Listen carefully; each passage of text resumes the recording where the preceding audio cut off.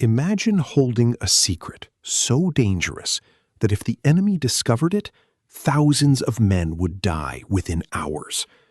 Imagine a ghost ship towed across 3,000 miles of ocean, carrying the keys to an empire's most guarded secrets. On the eve of D-Day, while the world looked toward the beaches of Normandy, a silent drama unfolded in the middle of the Atlantic. It was a mission that shouldn't have been possible, a mission that nearly resulted in a court-martial for the man who led it. This is the story of the U-505, the German submarine that was officially sunk, yet spent the rest of the war as a prisoner of the United States. A capture so secret that even the families of the survivors believed their sons were dead.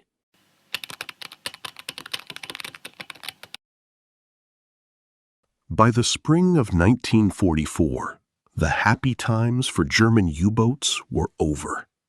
The Atlantic was no longer a hunting ground. It was a graveyard. The Allies had moved beyond mere defense. They were no longer just protecting convoys. They were hunting. This was the era of the hunter-killer groups, elite task forces built around small escort carriers designed for a single purpose: to find, fix, and destroy the gray wolves of the deep. Task Group 22.3 was one such pack. Led by Captain Daniel Gallery aboard the USS Guadalcanal, the group consisted of 5 destroyer escorts. Gallery was a man of action, a sailor who thought like a pirate. He wasn't satisfied with just sending U-boats to the bottom. He wanted a prize.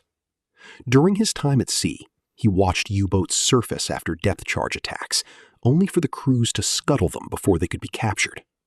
Gallery began to wonder, what if we could get there first? What if we could board an enemy submarine before the sea claimed it? He spent the spring of 1944 drilling his men. Every day, boarding parties were designated. Whaleboats were kept ready. They weren't just waiting for a sub.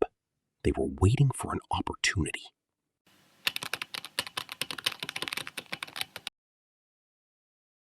On June 4th, 1944, roughly 150 miles off the coast of West Africa, the ocean's silence was shattered. The destroyer escort USS Chatelaine picked up a sonar contact.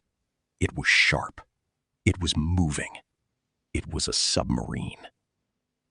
Within minutes, the ocean surface was boiling. Wildcat fighters from the Guadalcanal dived from the sky, raking the water with machine gun fire to mark the U-boat's position. Depth charges rolled off the sterns of the destroyers, plummeting into the dark. Below the waves, the U-505 was in agony. The depth charges had found their mark, jamming the submarine's rudders. The boat was circling helplessly. Its commander, Harald Lang, knew the end had come. He could stay submerged and drown his crew, or he could surface and save them. He chose life.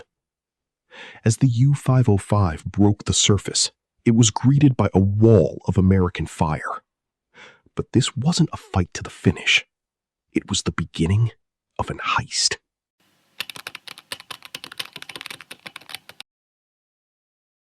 Captain Gallery saw the U-boat surface and realized the moment he had trained for was here. Over the radio, he gave an order that hadn't been heard in the U.S. Navy since the War of 1812. Away all boarders. The German crew was already jumping into the water, terrified that the Americans were going to blow them out of the sea. They had opened the sea valves. They believed the U-505 would be on the ocean floor in minutes. But they hadn't counted on Lieutenant Junior Grade Albert David and his party from the USS Pillsbury. David led his men toward the wallowing submarine in a small whaleboat. The U-505 was still moving, circling at low speed. The Americans had to jump from their rocking boat onto the slick, wet deck of a moving enemy warship. They didn't know if German sailors were still inside with machine guns. They didn't know if the scuttling charges, timed explosives designed to destroy the boat, were seconds away from detonating.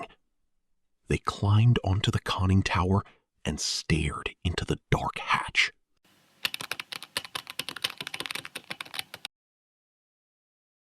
Albert David was the first to drop through the hatch. He didn't hesitate. He fell into a world of emergency lights, the smell of chlorine gas from leaking batteries, and the terrifying sound of rushing water. The submarine was groaning, the steel hull protesting as it began to settle deeper into the Atlantic. Every second they spent inside was a gamble with death. If the scuttling charges blew, they would be vaporized. If the boat sank, they would be trapped in a steel tomb miles below the surface. In the engine room, David found a massive sea valve wide open, water gushing into the hull. He didn't look for a bomb technician. He didn't wait for orders. He and his men grabbed a cover and slammed it over the valve, stopping the flood. The U-505 stopped sinking. But the danger wasn't over. They began frantically grabbing everything they could find. They didn't just find maps and charts. They found the holy grail of naval intelligence: 2 Enigma coding machines and the secret codebooks that would allow the Allies to read the German Navy's most private thoughts.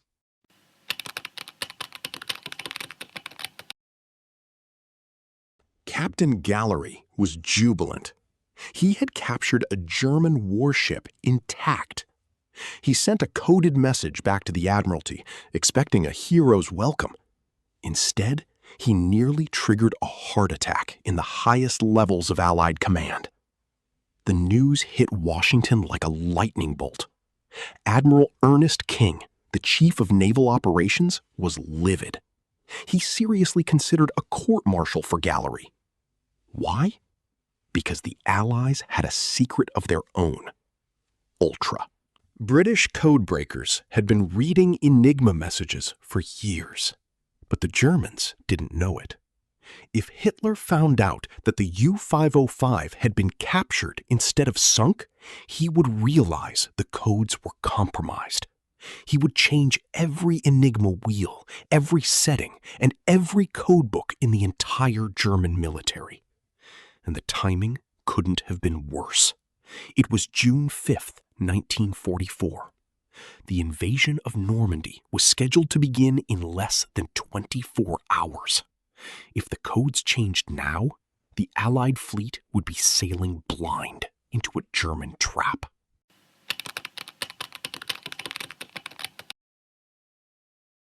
The order came back to Gallery. The U-505 must never have existed.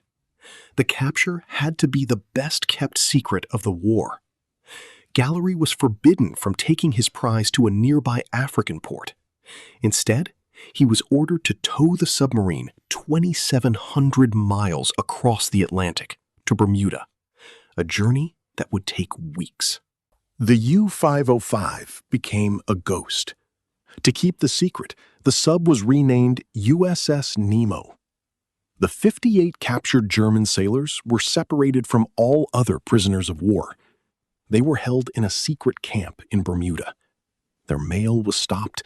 Their existence was erased. For the next year, their families in Germany were told they were missing and presumed dead. The sailors themselves were told that if they tried to escape or reveal who they were, the secret would be out and the war would change. They were prisoners of a secret they didn't even fully understand.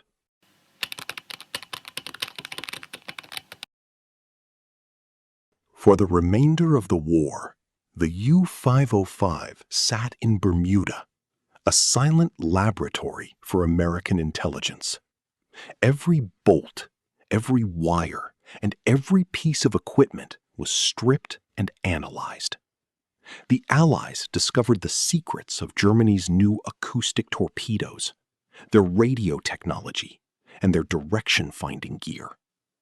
The information gleaned from the U-505 likely saved dozens of ships and hundreds of lives in the final year of the conflict. And the most amazing part? The secret held. The German High Command never suspected a thing.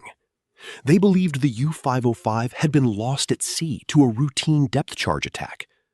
They continued to use their Enigma machines, unaware that the Americans were reading their orders using the very books captured by Albert David. The capture of the U-505 was the perfect crime, a silent victory that stayed in the shadows until long after the guns fell silent.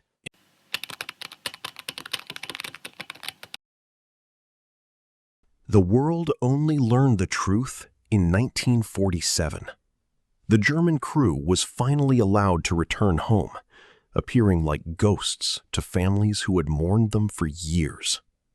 The U-505 itself was slated to be destroyed, used as a target for gunnery practice. But Daniel Gallery, now an admiral, couldn't stand to see his prize destroyed. He reached out to his brother, a priest in Chicago, who knew of a museum looking for a unique exhibit. In a final journey that mirrored its secret tow across the Atlantic, the U-505 traveled through the St. Lawrence River and the Great Lakes, arriving in Chicago. Today, it sits in the Museum of Science and Industry, the only Type 9C U-boat in existence. It remains a monument to a few minutes of cold, calculated courage in the dark of a sinking ship. Albert David, the man who led the boarding party, never lived to see it. He died before the war ended, the only man in the Atlantic Command to receive the Medal of Honor. But his legacy is there, in the silent steel of the U-505, a ship that was supposed to be a tomb, but became the greatest secret of the war.